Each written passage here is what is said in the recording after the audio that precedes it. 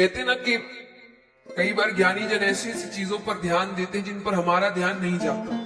भले ही विनोद के रूप में कहा गया हो, लिखा गया हो, पर बात एकदम सही लिखी गई है कि आप और हम तो छोड़िए, भगवान को देखिए। विष्णु भगवान लक्ष्मी जी से विवाह होने से पहले कहां रहते थे बताओ? हाँ, बैकुंठ धाम। विवाह से पहले बैकुंठ धाम रहते थे। विवाह के बाद रहने कहां गए? क्षीर सागर। रहने की जगह है ये, रहने की जगह है। सोते किस पे है? शेषनाग। ये सोने की जगह है। लेकिन ये सब कब हुआ? शादी नहीं, लक्ष्मी से संबंध जुड़। लक्ष्मी माने माया। आपको जब धन चाहिए आप किसकी पूजा करते हैं? लक्ष्मी माता की। वो माया है। तो कहते हैं कि अंध रमा संबंध ते होत न अचरज कोई, कि लक्ष्मी से संबंध जुड़ने के बाद व्यक्ति ऐसी वैसी हरकतें करे तो ज्यादा आश्चर्यचकित होने की जरूरत नहीं है। कि अंध रमा संबंध ते होत न अचरज कोई। क्यों? कि कमल नयन नारायण हूं रहे सर्प पे सोए। अरे जिसके कमल जैसे बड़े बड़े नयन, छोटी छोटी आंखें हो तो समझ भी आए कि ठीक से दिखा नहीं, और उनकी तो श्रृंगार की जब बात ही होती है या उनके रूप की तो कहते हैं उनकी आंखें इतनी बड़ी बड़ी है, कमल जैसे बड़े नयन है। लेकिन वो भी शेषनाग पर जाकर सो गए। तो जब वो ऐसे करेंगे तो हम और आप तो करेंगे। तो यहां पर इंद्र ने हरकत कर दी। अब दुर्वासा ऋषि उसी रास्ते से वापस गुजर रहे हैं। उन्होंने अपनी माला पहचान ली। उनको क्रोध आया। उन्होंने क्रोध में आकर कहा, जिस 3 लोक 14 भुवन का तुम्हें इतना अहंकार है ना, मैं श्राप देता हूं वो तुमसे छीन लिया जाएगा। अब जैसे हर मोहल्ले में ना एक ना ऐसे अंकल आंटी होते हैं जिनके कान हमेशा पड़ोस वालों के दरवाजों पर लगे होते हैं। हर मोहल्ले में एक ना एक होता है। किसके घर झगड़ा हुआ, किसके घर क्या हुआ, किसके घर दिक्कत हुई, उसके पास सारी खबर रहती है। तो यहां पर देवताओं के दरवाजों पर हमेशा लगे थे शुक्राचार्य जी, दैत्यों के गुरु। उनके कान यही लगे रहते थे, किसको श्राप मिला, किससे गलती हुई, किसका फायदा उठाऊं। तो यहां इंद्र को श्राप मिला नहीं कि शुक्राचार्य जी दैत्यों से कहते हैं आक्रमण कर दो। आक्रमण करते हैं, 3 लोक 14 भुवन दैत्यों के पास चला जाता है। अब भगवान के पास गए देवता। भगवान कहते युद्ध तो नहीं कर सकते, इंद्र श्रापित है, क्या करे? बोले मित्रता कर लो। क्यों? बोले समुद्र मंथन करेंगे, उसमें से अमृत निकलेगा, मैं अमृत तुम सबको पिला दूंगा, उसके बाद युद्ध करोगे तो जीत जाओगे। अब दैत्यों के पास ये प्रस्ताव लेकर गए। दैत्य भी मान गए क्योंकि उनको भी पता है कि अमृत निकलेगा, और उनको ये भी पता है कि समुद्र मंथन ना अकेले दैत्य कर सकते हैं, ना अकेले देवता कर सकते, दोनों को मिलना ही पड़ेगा। तो दोनों मान गए। मदराचल पर्वत को बीच में रखा गया, बासुकी नाग को रस्सा बनाया गया। अब यहां पर दैत्य बहुत शक्तिशाली है, उनमें शक्ति बहुत है, लेकिन बुद्धि नहीं है, मूर्ख है एकदम। पर भगवान शक्तिशाली होने के साथ साथ बुद्धिमान है। उनको पता है कब बल का प्रयोग करना और कब बुद्धि का प्रयोग करना है। तो मंथन आरंभ करने से पहले भगवान ने देवताओं से कहा कि काम करना। अब बासुकी नाग रस्सा बनाया गया है, तो एक तरफ नाग का मुख होगा, एक तरफ पूंछ होगी। तो भगवान कहते तुम जिद करना कि हमें मुख की ओर खड़े रहना है। तो देवता जिद करने लगे कि हम यही खड़े रहेंगे, हम यहां से नहीं हिलेंगे। हम, जैसा मैंने कहा, दैत्य मूर्ख है, उनको लगा ये विष्णु बड़ा चालाक है, जरूर मुख के सामने रहने से कोई फायदा हो रहा है। तो उन्होंने कहा कि अभी हम राजा हैं, हम मुख की ओर रहेंगे। भगवान कहते बात तो सही है, राजा तो यही है, चलो कोई नहीं, हम पीछे चले जाते हैं। देवता सारे पीछे चले गए। मंथन आरंभ होता है। पहले तो वो पर्वत डूबने लगा, तब भगवान ने कच्छप अवतार लिया, कछुए का रूप लिया और मद्राचल पर्वत को अपनी पीठ पर रखा।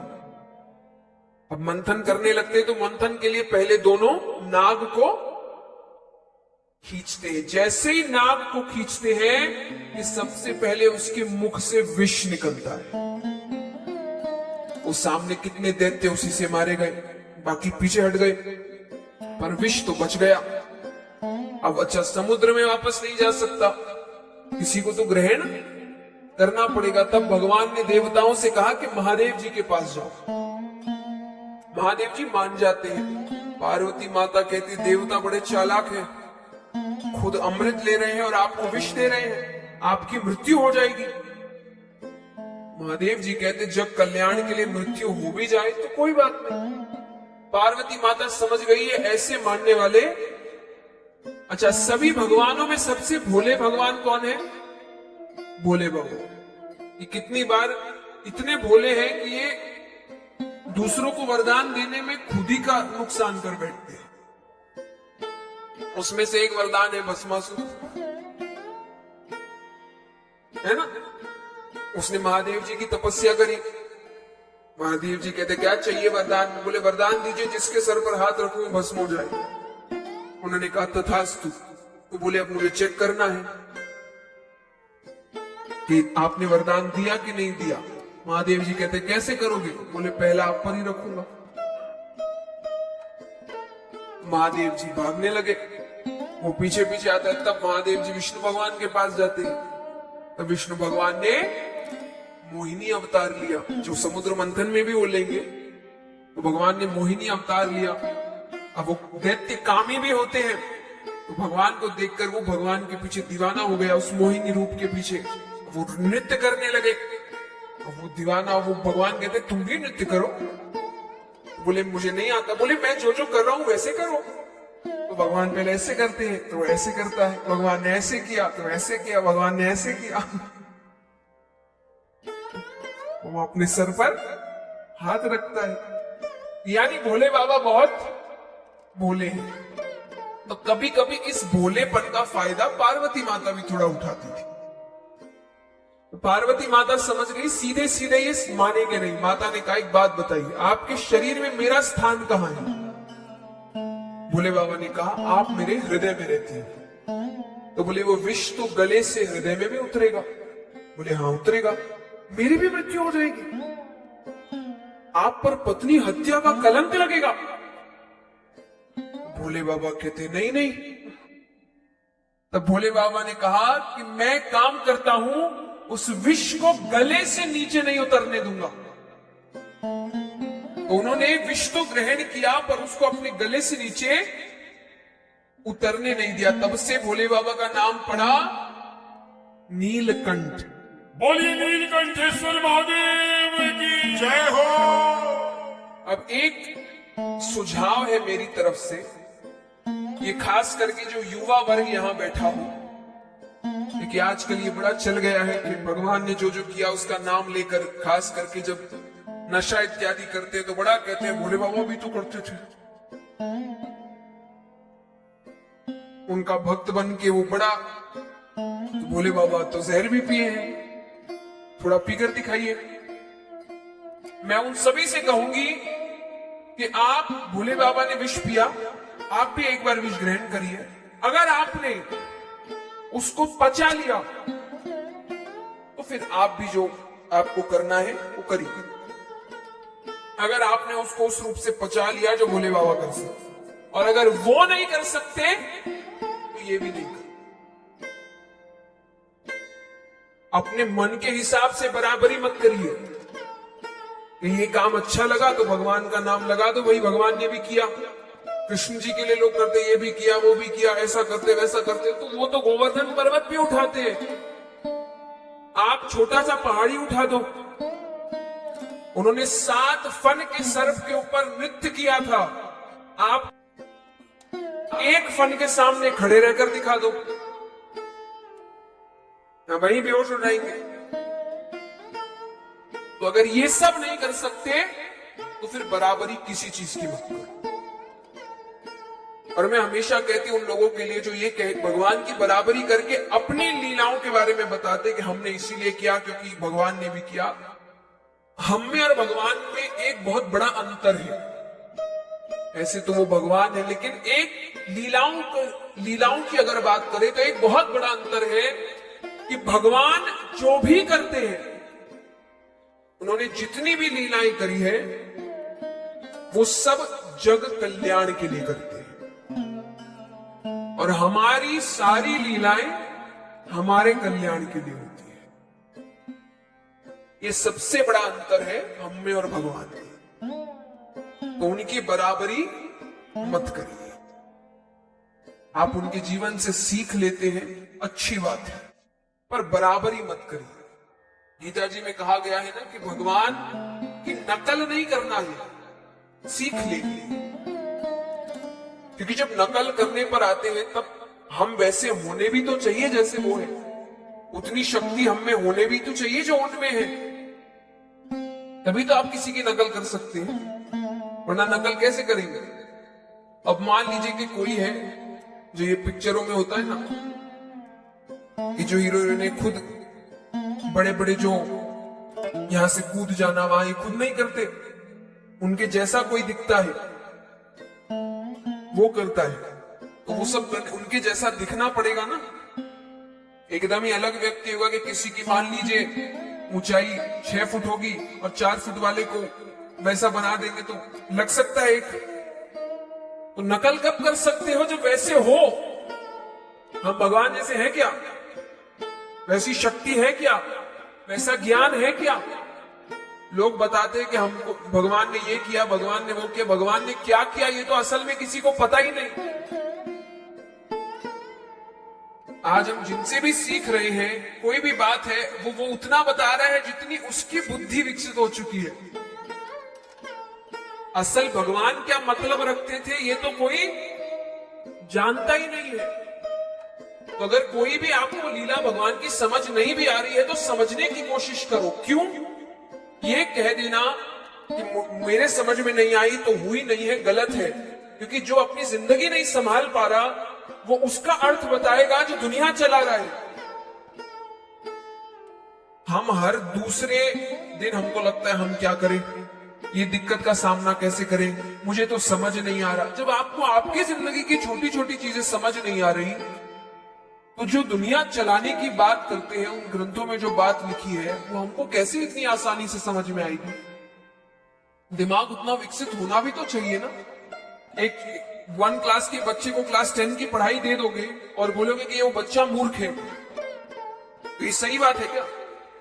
या ये बोल दे कि वो पढ़ाई गलत है क्योंकि उस बच्चे को नहीं समझ आ रही। दोनों ही बात नहीं हो सकती ना। तो वेद शास्त्र को समझने में समय लगता है, इसीलिए तो कहा गया है इनको समझने के लिए गुरु होना चाहिए, वरना आप गलतियां कर बैठते हैं। और गलती करे भी तो कोई दिक्कत नहीं, गलती का अर्थ ही है कि आप सीख रहे हैं। कभी कोई भी नए काम को जब आप करने जाते हैं तो आप 10 काम अच्छा करेंगे, उसमें से एक गलती होगी, लेकिन अगर उस गलती से आप काम ही नहीं करेंगे तो कैसे चलेगा। तो जो व्यक्ति सही करने की कोशिश करता है ना वो इन गलतियों से डरता नहीं। तो हो सकता है मुझसे गलतियां होगी पर मेरा उद्देश्य अच्छा है, मेरा उद्देश्य गलत नहीं है। और जिसका उद्देश्य सही होता है ना उसका साथ भगवान देते हैं, ये सच्ची बात है। तो यहां पर समुद्र मंथन आरंभ होता है तो भगवान महादेव जी ने विष ग्रहण किया। अब मंथन फिर से आरंभ करते हैं। मंथन करने के बाद जैसे जैसे मंथन कर रहे हैं कई चीजें निकलती है। कामधेनु गाय, उच्च श्रेवा घोड़ा, लक्ष्मी माता हाथ में वरमाला लिए निकलती है। वरमाला लिए तो सब खड़े हो गए, विष्णु भगवान पीछे, उनको पता है आना कहां है। सबके सामने से गुजरती है, देवताओं के सामने से गुजरती है, ज्ञानी है, शक्तिशाली है, पर अभिमानी है। दैत्यों के सामने से गुजरती है, शक्तिशाली है पर मूर्ख है। कई ऋषिगण भी खड़े थे, ज्ञानी है, शक्तिशाली है पर क्रोधी है। भगवान सामने आते हैं, ऐसा कौन सा गुण है जो उनमें नहीं है? विष्णु भगवान के गले में वरमाला डाल देती है। इस प्रकार भगवान नारायण उस दिन से लक्ष्मी नारायण कहलाते हैं। बोलिए लक्ष्मी नारायण भगवान की जय हो। अब यहां पर अमृत निकलता है, दोनों लड़ने लगे। तब भगवान ने मोहिनी अवतार ग्रहण किया। भगवान देवताओं को अमृत पान कराते हैं। अब देवताओं की श्रेणी में एक दैत्य, राहु नामक दैत्य भगवान को पहचान जाता है। वो भी चुपचाप खड़ा हो गया। भगवान ने उसे भी अमृत पिला दिया। जब तक भगवान को समझ आया, भगवान ने सुदर्शन चक्र फेंका, सर धड़ अलग कर दिया, लेकिन तब तक अमृत ने अपना काम कर दिया था। तब से वो दो दैत्य बने, राहु और केतु। अब यहां पर देवताओं के पास 3 लोक 14 भुवन वापस चला जाता है, क्योंकि वे सब अमृत पान कर चुके हैं। अब राजा परीक्षित कहे, पर ये तो एक तरीके का धोखा ही है। तो क्या दैत्य चुप बैठ गए? बोले बिल्कुल नहीं बैठे। उन्होंने 3 लोक 14 भुवन वापस ले लिया, और उसके बाद वो सब धर्म का कवच पहन लेते हैं। इसलिए वामन अवतार में भगवान ने बलि को मारा नहीं, क्योंकि वो गलतियां कर ही नहीं रहे। तो बलि को राजा बनाया गया। क्यों बनाया गया? क्योंकि उसी के वजह से 3 लोक 14 भुवन मिला। बलि अपने पिछले जन्म में एक डकैत थे, जो चोरियां करते हैं, राह चलते लोगों को लूटते हैं। तो उसको पता चला कि किसी रास्ते से बड़े सेठ जा रहे हैं बहुत सा धन लेकर। तो वो निकलता है 2 रोटियां बांधकर। भूख लगती है, रास्ते में रुकता है, पोटली खोलता है कि सामने कुत्ता आता है। वो भूखा है, वो रोटी की ओर देख रहा है। उसने अपनी एक रोटी दे दी, उसने तुरंत खा लिया। अब वो दूसरी रोटी की ओर देख रहा है। बलि ने दूसरी रोटी भी। इस पूरे कार्य को करने में कुल 24 मिनट लगे। कितने? 1 घड़ी, 24 मिनट लगे। अब वही डकैती चोरी होती रही। अंत समय आया, ऊपर गए यमराज चित्रगुप्त से कहते, बताओ कितने पाप कितने पुण्य? चित्रगुप्त कहे, पाप ही पाप किए जीवन भर, केवल 24 मिनट का पुण्य किया। कितने पुण्य कितने पाप नहीं होते, समय, इतने समय का पुण्य, इतने समय के पाप। तो उसने 24 मिनट का पुण्य किया, तो 24 मिनट उसे स्वर्ग में रखा जाएगा। तो उससे पहले पूछा गया कि पहले पुण्य भोगना चाहते हो कि पाप? सामने से शुक्राचार्य जी जा रहे थे। उन्होंने कहा, कह दो पुण्य। अब वो कहे पुण्य, क्या करना चाहते हो? शुक्राचार्य जी कहते, कह दो इंद्रासन पर बैठना है। उसने कहा इंद्रासन पर बैठना है।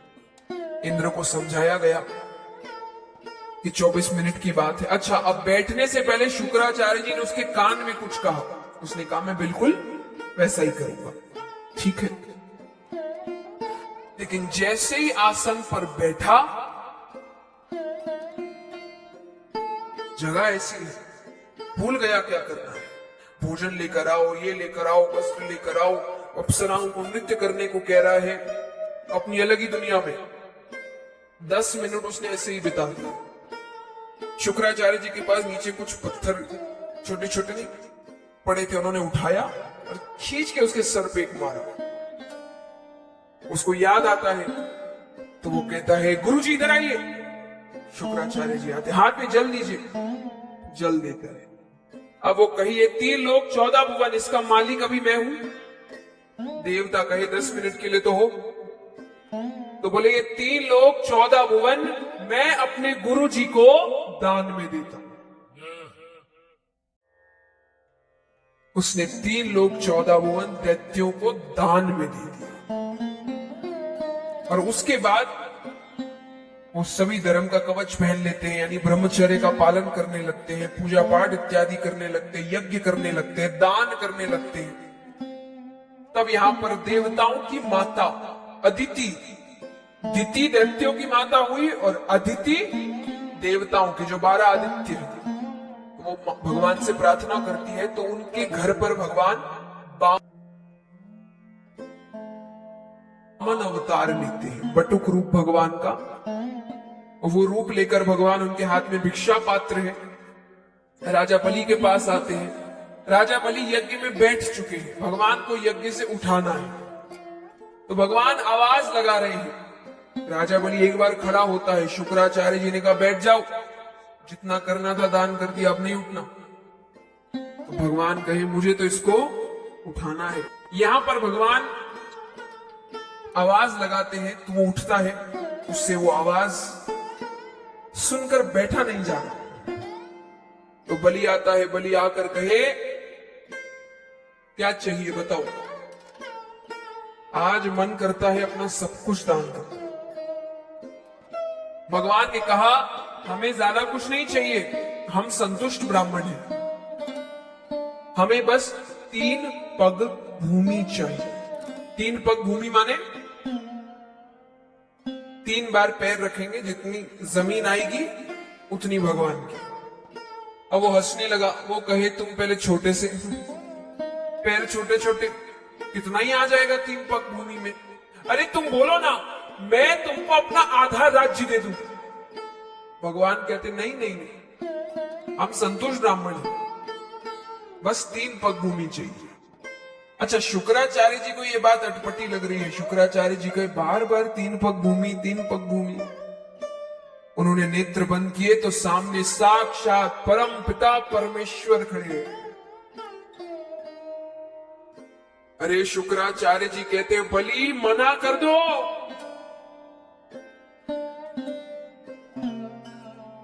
अरे ये विष्णु है, 3 पग भूमि में तुम्हें कंगाल कर देगा। बलि कहे इससे अच्छी बात और क्या हो सकती है कि खुद भगवान मुझसे मांगने आए हैं। दी मैंने 3 पग भूमि। अब जैसे ही उसने कहा दी मैंने 3 पग भूमि, भगवान अपना आकार बढ़ाना शुरू करते हैं। बढ़ते बढ़ते बढ़ते बढ़ते बढ़ते भगवान ब्रह्मांड तक जाते हैं। अब भगवान अपना पहला पैर रखते हैं, पूरी पृथ्वी नाप लेते हैं। दूसरा पैर रखते हैं, पूरा ब्रह्मांड नाप लेते हैं। भगवान 2 पैरों में सब ले लेते हैं। अब भगवान ने कहा अब तो कुछ बचा ही नहीं, तीसरा पैर कहां रखूं। बलि ने कहा एक बात बताइए, दान बड़ा कि दानी बड़ा? कौन बड़ा बताओ, दान बड़ा कि दानी बड़ा? दानी बड़ा। तो बलि कहे तीसरा पैर मुझ पर रखिए। भगवान अपना तीसरा पैर राजा बलि के ऊपर रखते हैं।